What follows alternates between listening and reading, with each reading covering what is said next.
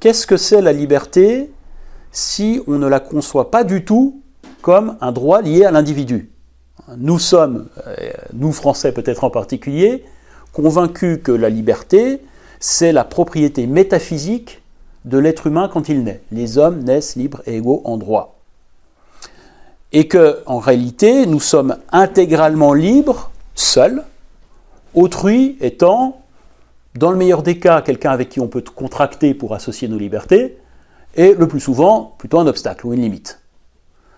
Et donc, cette conception-là de la liberté, là encore, elle nous est devenue évidente, et en philosophie, quand on fait cours sur la liberté, on fait avec ça le plus souvent, on part de là souvent. Hein. J'ai le choix, je suis un être humain, je peux faire A, je peux faire B, par la puissance de ma volonté, par ma faculté de jugement, etc. Eh bien non, pas du tout, dit Proudhon. La liberté n'a rien à voir avec l'individu. La liberté, c'est un état du rapport social.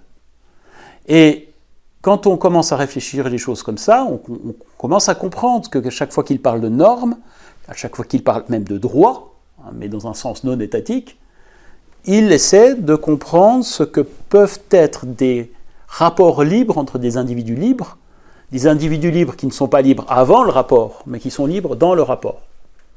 Et un rapport qui n'a rien à voir avec un contrat social qui prendrait la forme d'une attribution de droits fondamentaux à chaque partie prenante du contrat.